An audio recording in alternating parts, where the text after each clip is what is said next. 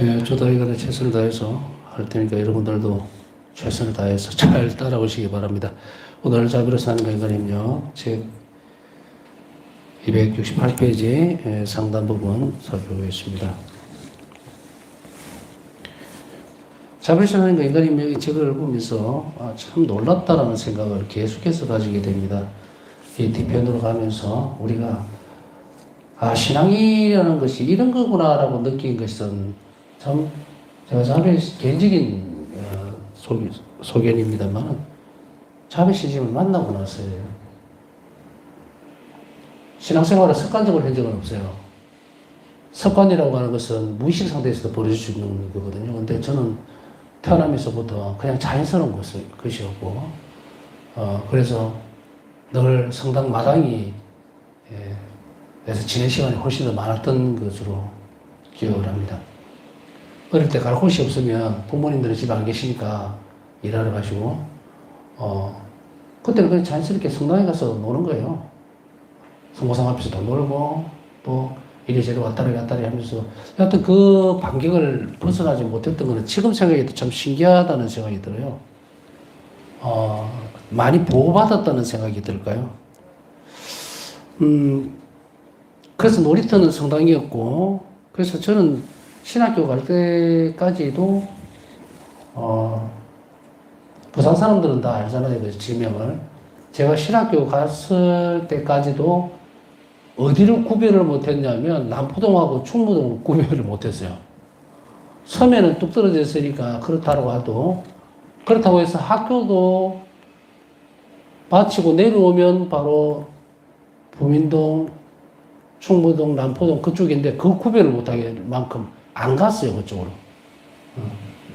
뭐 밤이고 낮이고 간에 하여간 간 적이 없어요. 보수동은 책방 골목 때문에 내려오다가 몇 번 떨르고. 그런 정도로 살고 이제 신학생이 되었어야 비로소 남포동도 가보고 충무동도 가보고 이렇게 했던 게 그냥 그 틀 안에 이렇게 놓여져 있던 게 굉장히 자연스럽기 때문에 감히 파우사 성녀의 어린 시절의 그 느낌들을 좀 더 훨씬 더 빨리 받아들일 수 있지 않을까라는 그런 공통분모를 찾아내는 건데요. 정말 이렇게 우리 믿음이라는 게 그냥 소중하다, 좋다, 나는 이만큼 하나님 은혜를 입었으니까 이렇다라는 것이 아니라 진리 자체를 보면서 너무 행복한 거예요. 왜 이걸 몰랐지? 사람들이 이것만 알면 홀딱 넘어올 건데 정말 예수님이 얼마나 좋은지 올 텐데 왜 이러지? 이제 이런 생각들인 거예요. 되짚어서 오늘은 뭐 비도 오고 날도 이렇고 그런데 우리가 지금 하는 부분들은 뭐냐면 사랑에 대한 그죠? 성체 성사에 대한 많은 신앙인들이 그죠? 예수님을 그분이 얼마나 좋은 분인가를 알기만 한다면 점점점 오늘 같은 신문에 보니까 또 무슨 뭐 벨사이다인지 뭐 베르사이다인지 그 때문에 뭐 이렇게 나오고 하는데 참으로 어머니를 아는 사람은 옆집 아줌마를 안 따라가잖아요. 간단한 건데 간단한 거예요. 내 엄마를 모르니까 옆집 아줌마가 자기 엄마인 줄 알고 쫄쫄쫄 따라가 버리는 거예요. 그리고 올바른 신앙을 가지고 있다는 것은 얼마나 중요하고 좋은 이야기들인지 몰라요. 이제 우리는 이 주간이 지나면 성령 강림 대축일을 맞이합니다. 오늘부터 시작해서 늦었더라도 오늘부터 시작해서 정말 우리가 예수님 성천 때에 그 그리워하던 성모님의 그 모습들, 제자들의 그 아련하게 느껴지는 정말 사랑하는 예수님을 떠나보내지만 떠나보낸 게 아닌 이 지상에서 살아왔던 그 사람보다 더 깊은 사랑을 할 수 있는 방법이 뭐였느냐면 사도로서 살아내는 거였어요. 그걸 주시고 한 거거든. 성령 강림 대축일도 마찬가지예요. 내가 하나님을 사랑합니다라고 하면 그냥 눈에 보이는 행실을 사랑하면 돼요. 그렇게 해야 그분을 사랑할 수가 있어요. 우리는 이 뒤집어졌는지는 모르겠지만 가장 예수님을 찾고 예수님을 사랑하려고 막 아웅다웅 하는데 옆에는 없어. 이거는 마치 또 뭐라고 할 수 있냐면 예를 들어서 100평짜리 아파트가 있죠. 그죠? 건물이 있어요. 근데 계단이 없어. 응? 계단이 없어요. 100층까지 가야 되는데, 근데 거기 매달려갖고 하루 종일 도는 거예요. 자기 인생을 다 허비하면서 어떻게 하면 올라갈 수 있을까? 그러다가 죽고. 건물 그 100층에 올라가기 위해서는 옆을 봐야죠. 이웃을 사랑하면 그 계단이 열려. 그래서 한층 올라가고, 더 열심히 살면 또 한층 올라가고. 그래서 결국은 우리가 감히 인간이 하느님을 사랑한다라는 말조차가 이게 맞는 말인가요? 맞지 않는 이야기예요, 이게. 하느님이 받아주시니까 그게 그런가 보다 하는 거예요. 우리가 예수님 앞에 서서 성체 앞에서 사랑하는 예수님 하지만 그 사랑이라는 단어 자체도 인간 편에서의 모습 자신의 변화가 되지 않는 정말 성체 때문에 그 말을 할 수 있지. 만약 영성체가 없으면요, 그 불경스러운 단어예요. 하느님에게 왜 인간이 사랑한다고 어떻게 감히 표현을 해? 말도 안 되는 이야기를. 근데 성령께서 오시고 내 안에 예수님 사시니까 이제 그분을 통해서 나는 정말 이 아름다운 말을 쓸 수가 있는 거예요. 하나님을 사랑합니다라고. 근데 이게 헛짓을 하면 안 되죠. 응? 그 아름다움을 찾아가는 그 여정 안에서 우리는 이제 우리가 하나님을 사랑합니다라고 이렇게 말씀드릴 수 있는 그 내적 동력이 뭐다? 성령인 거예요. 본질이고 핵심을 제대로 알아야지. 성경 안에서 사는 사람은 그냥 초작작 사랑하는 사람이에요. 그냥 자비 외에는 없는 사람이 성령 안에서 사는 사람이야. 무슨 은사가 많고 이거 아니에요. 빈 껍데기라 이거. 물론 그것 자체가 없다는 건 아닙니다. 저는 두 개 좀 나눠서 한 거예요. 외적인 행동만 나오면 안 된다 이 말이에요. 그 행위 자체가 사랑이어야 된다. 그 핵심이 뭔지. 사실은 그 하느님을 사랑해내기 위해서는 엄청나게 고통스럽습니다. 사랑이라고 하는 것이 막 좋고 즐겁고 기쁘고 막 이런 것도 있지만 그 사랑이라는 것에 이렇게 손으로 치면 이렇게 닿으려고 그러면요. 바퀴 온통 가시투성이에요. 손이 다 찢어지고 터지고 피가 철철 날 때 그렇게 계속 가야 겨우 닿을 수 있는 것이다. 무슨 사탄 껍데기 벗기듯이 또 표준말이 아닌 게나 껍질 벗기듯이 이렇게 해갖고 먹을 수 있는 게 아니에요. 또 손을 댈 수 있는 게 아니라고. 우리는 이 성체성사에서 오는 그 사랑에 대해서 배워나가죠. 이제 뒤에 가면 좀 더 자세하게 나올 건데 성체성사는 우리 심장입니다. 이 심장이 멈추면은 모든 것이 끝나버려요. 그런데 이게 심장이 부실하면요 뭐가 생깁니까? 기력이 떨어지죠. 점점 떨어지고 힘도 없고 옆으로 새요. 하나님께 가려고 하는 동력이 떨어진다는 이야기예요. 그러면 어디로 돌아가야 될까? 자, 한 지점을 살펴본다면 그 심장이 박동이 되는 것은 뭐다? 성체성사인 거예요. 그럼 오늘날 교회가 어디로 모든 신자들을 모아야 될 것인가? 바로 성체 안에 계신 예수님께 모아야 되는 거예요. 왜냐하면 성체 안에 예수님이 자비 자체거든. 그냥 어느 쪽으로 자비다가 아니고 존재하는 자비인 거예요. 얼마나 놀랍나. 하나님 자비가 어디 있습니까? 하나님 자비가 없습니까? 아니면 저한테 왜 이래요? 할 게 아니라 들으라고 그걸 보라는 거예요. 남게 어딘 당신의 실제를 보라고. 이만한 증거가 어디 있을까? 그런데 우리는 우리 삶에서 하나님 자비롭니? 아니면 자비롭지 않니? 와, 대각. 하나님이 자비롭다는 증거가 있다면 사람들 어떻게 찾아내려고 하느냐면 자신의 삶에서 뭔가 복된 것이 있고 기쁘고 즐겁고 그냥 막 너무나 행복해 죽을 것 같은 그 상황만이 자비라고 착각을 하고 있는 거죠. 그런 상황을 평생 한 번도 못 겪었다고 해서 하나님 자비롭지 않다고 막 이렇게 내뱉을 수는 없어요. 그런데 내뱉잖아요. 하나님 자비롭다는 증거를 대보시오. 이거 어디에서 나온 이야기예요? 어디서 비슷한 뉘앙스죠? 십자가에 매달리신 그 주님께 좌도가 뭐라 그래요? 예? 다 비축되고 사람들이 하나님이랑 내려와봐라. 한번 해봐라. 그래야 내가 믿지. 그게 증거라고 이제 자기 생각하죠. 이 수없이 많은 어리석은 인간들은 그렇게 십자가 밑에서 비아냥거리고 그것이 우리 안으로 들어와 있어요, 지금. 하나님 자비롭다면 저거 이러시면 안 돼요. 제 삶을 똑바로 좀 챙겨주셔야 됩니다. 복도 주고, 돈도 주고, 명예도 주고, 다 하셔야지. 이게 하나님 자비 아닙니까? 하고. 마치 증거 수직을 해야 하나님 자비롭다고 착각하는 이런 거예요. 내가 믿겠다 이거지, 이제. 그러나, 예수님은 우리가 뭐라고 말씀하실까요? 예수님께서 성경 안에서 계속 예수님께 질문을 던지는 그거죠. 당신이 하나님 아들이라면 한번 증거를 내봐라, 이거 증거를. 표적을 내놔라, 이거죠. 그랬을 때 예수님이 뭐라 말씀하세요? 이 성전을 허물으라 그러죠. 사흘 안에 다시 세우겠다. 거기에서 성경 뭐라고 이야기합니까?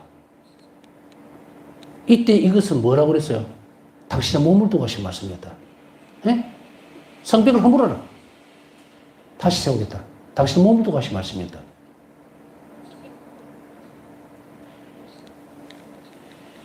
이것만큼 당신이 자비롭다는 표시가 없는 거예요. 그럼 우리 출발을 어디서 잡아야 될까? 내 삶에서 아무리 키워놔봤자 인간적으로 내가 입맛에 달고 좋은 것만 내 위주의 하나님 자비를 찾으니 있을 리가 없지. 그러니 나는 하는 필요 없어. 성당에 나봐야 재미도 없고 복도 못 받고 주는 것도 없는 것 같고 암막 백날 기도해봤자 가져갈 것도 없고 본인이 아무것도 안 하면서 그러고 있는 거예요. 그러면서도 감히 그 앞에 서서 그렇게 이야기하죠. 응? 하나님 자비롭다면 난 이러실 수 없습니다라고. 한 번씩 살펴보면요. 도대체 하나님이 나한테 뭐, 여러분도 마찬가지일 거예요. 도대체 나한테 뭔 잘못했어요, 내한테. 우리가 믿음 이전의 상태든 아니면 믿고 난 이후의 상태든 간에 하나님하고 나하고 관계에 정말 깊이 있게 한번 들어가 보라고. 하나님 나에게 뭘 잘못했어요?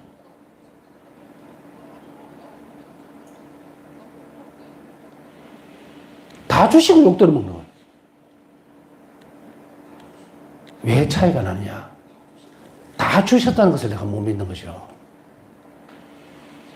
받아낼 게 또 있어. 당시 생명까지 주셨는데 또 받아낼 게 또 있어. 믿으면 될 것을. 믿으면 존재하게 될 걸. 믿지 않으니까 이것도 없는 거예요. 그걸 모르는 거야. 그러니까 신앙인이 뭘 쫓아간다? 허상을 쫓아가, 허상. 출발점을 잘못 잡았죠.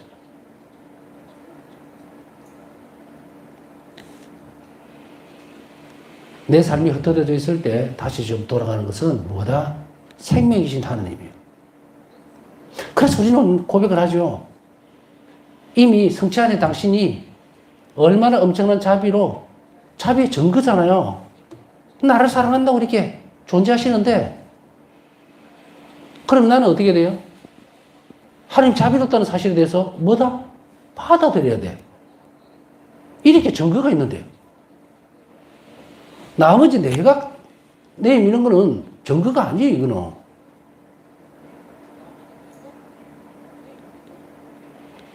그래서 사람들은 많이 떠납니다. 그죠? 성당에 가서 믿어봐도 뭐 얻는 것도 없고, 뭐도 안 되고, 지식도 안 되고, 뭐도 안 되고, 뭐도 안 되고. 그래서 하나님은 덜 자비로운 거야. 안 자비로운 거야. 그러면 뭐예요? 신앙 안에 있는 이 모든 게 뻥이요. 그러면서 또 죽지 못해서 붙어 있는 거예요. 혹시나 뭔가 잘못될까 싶어서. 그거 하나. 아무 쓸모없는 그 끄트리 같은 그걸 하나 지고서 신앙인이라고. 얼마나 불쌍하게.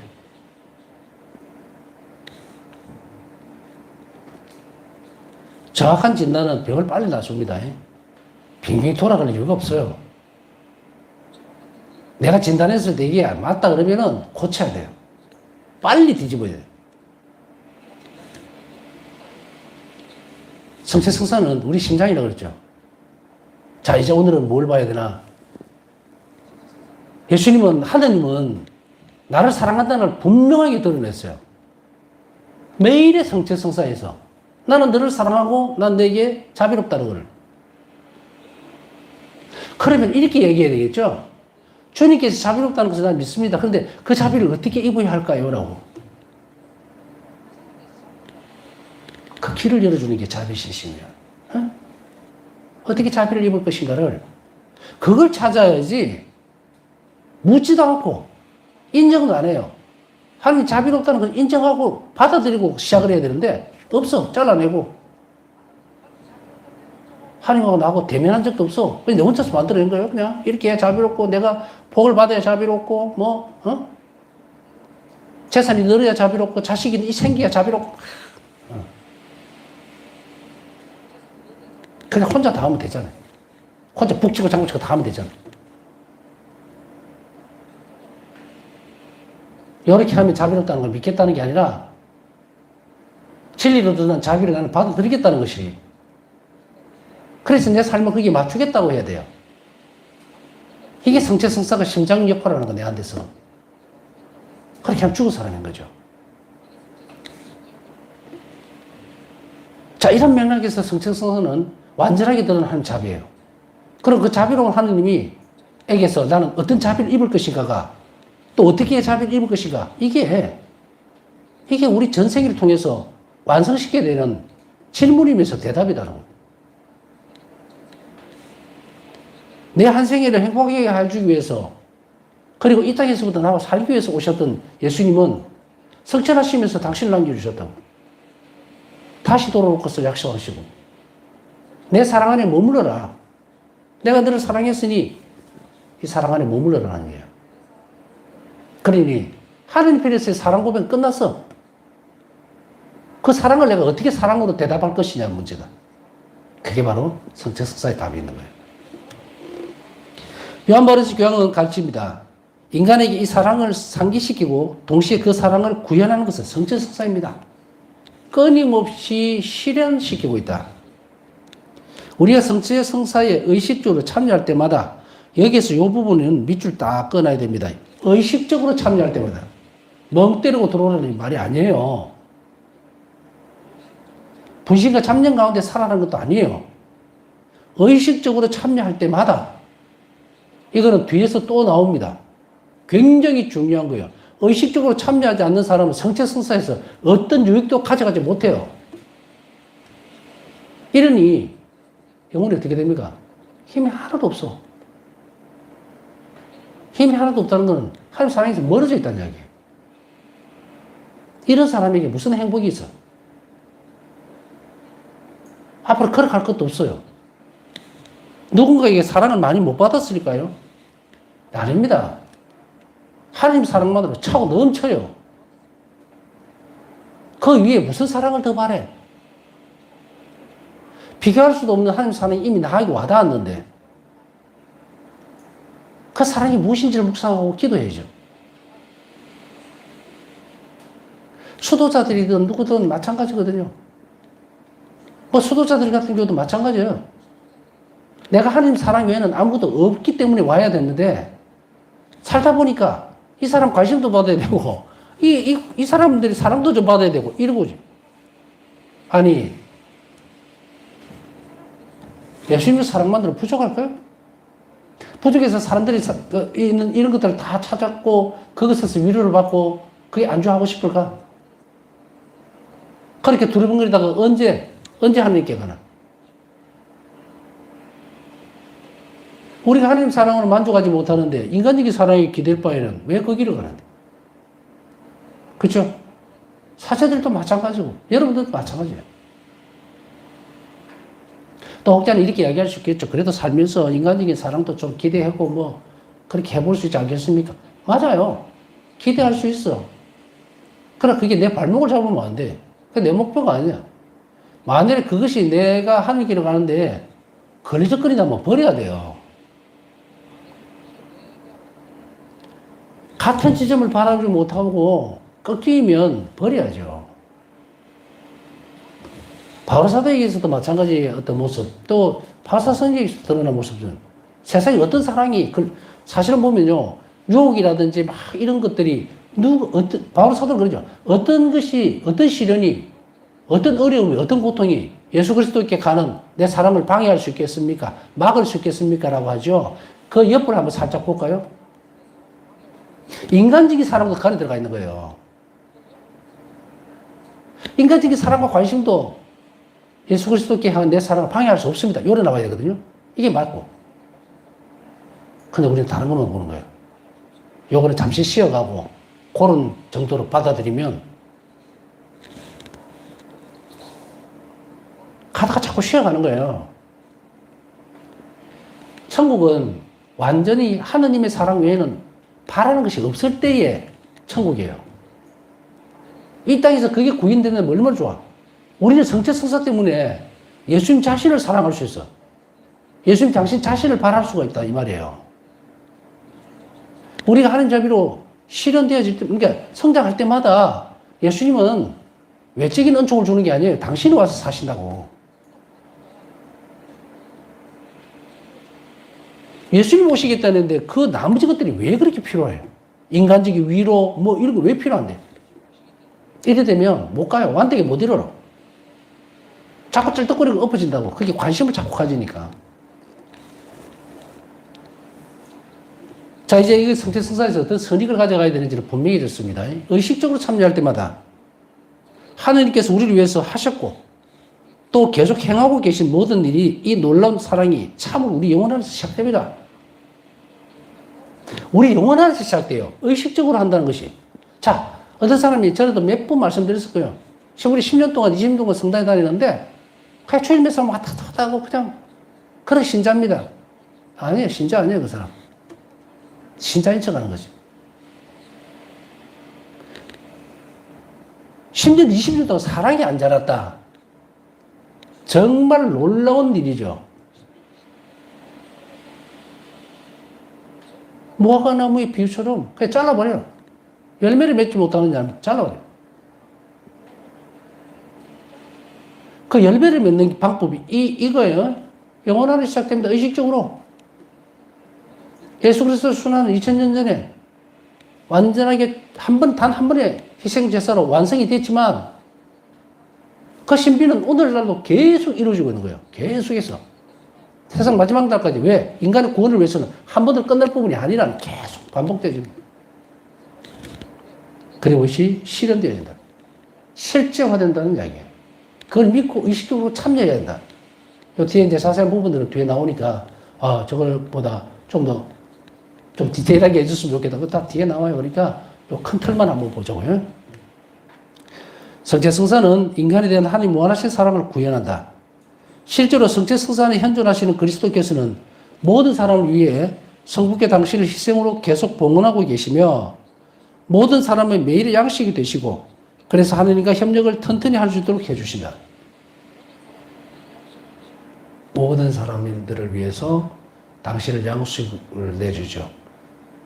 그러나 많은 이들을 위해서 성체는 드러납니다. 사역은 뭔지 아시겠어요? 모든이라는 것은 하나님의 사랑이 편협하지 않도록 되어 있는 거예요. 그러나 당신의 희생은 당신을 의식적으로 받아들이는 그리스도인들만을 위해서이기 때문에 많은 이들을 위해서. 여기에는 미세경본에 성체성사를 집전할 때 영성체 순간에 성체를 축성할 때 딱 들어가는 기도 모든 일에서 바뀌었죠. 많은 일을 위하여. 하나님을 사랑하고 그분을 아버지로 고백하는 사람들만을 위하여. 그러나 십자가의 희생 전체는 뭐예요? 모든 일을 위한 거예요. 그래서 초대라는 말이 그 말입니다. 예수님은 혼인잔치에 대해서 계속 말씀하시잖아요. 초대받은 사람들, 내 우리에 들어있지 않는 사람들, 양들 다 이야기하고 계신 거예요. 불리는 사람 많지만 뽑히는 사람 적다. 정신 바짝 차려야 돼요. 불렸다고 뽑힌 거 아닙니다. 자비신심은 뽑힌 사람들이에요. 그렇게 하는 거예요. 자비신심도 결국 초대입니다. 저도 계속 강의하고 성시간 안에서 이렇게 하는 것은 여러분들을 초대하는 거예요. 초대하는 거예요.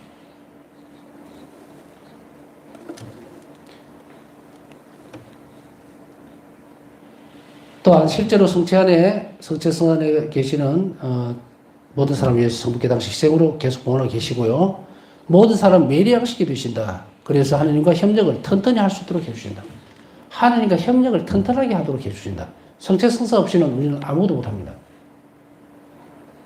신적 생명이 내 안에서 살기 때문에 아까 그 단어를 말씀드렸잖아. 사랑이라는 단어를.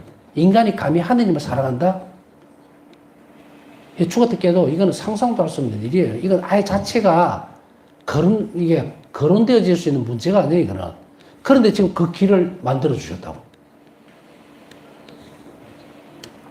신비치 안에서 우리가 얼마나 거룩한 사람이고, 그리고 엄청난 존재인가를 먼저 잘 알아들어야 합니다. 이러한 사실을 그리스도께서는 가파르나움에서 빵을 많게 하신 기적 뒤에 당신의 성체에 대해 말씀하시면서 이미 알려주셨다. 자, 이렇게 본다면요, 우리는 이미 성체 성사에 대해서 참 많이 알고 있어요. 복음을 통해서, 강론을 통해서. 그런데 왜 성장하지 못할까? 왜 육적인 빵으로만 끝나버릴까?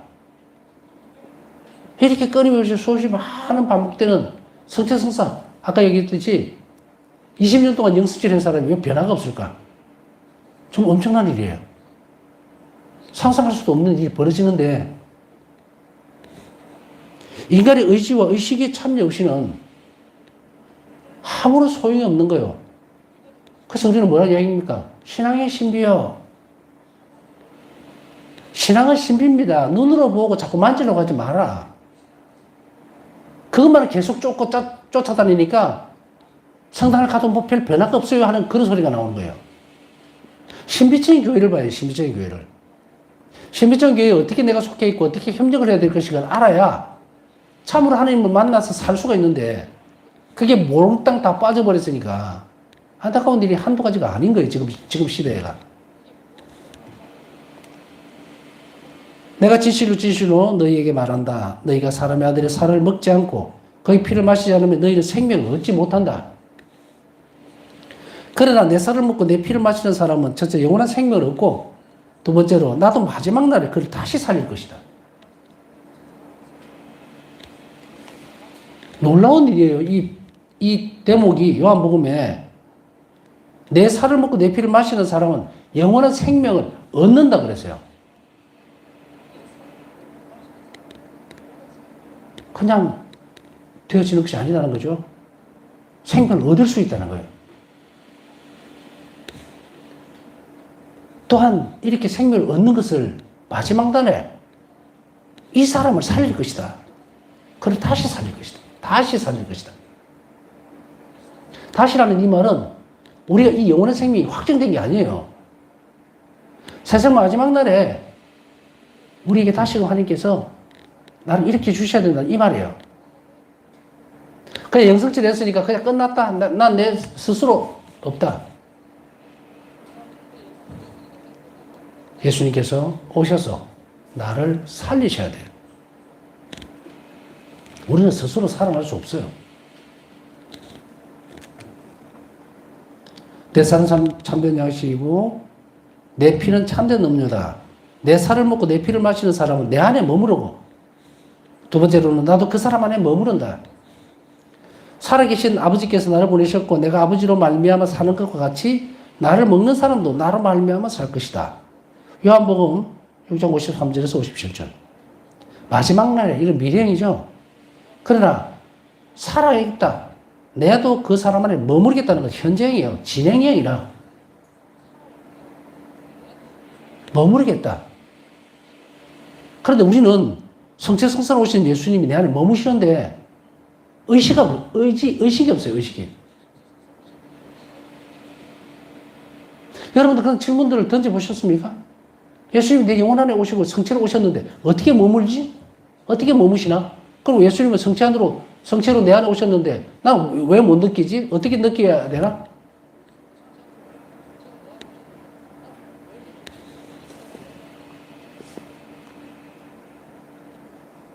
전에 이제 그 말씀드렸잖아요.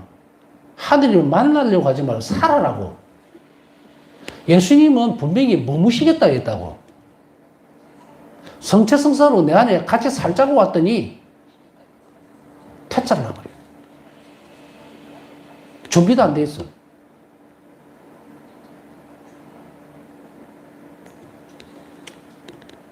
영성체로 돼요, 영성체로.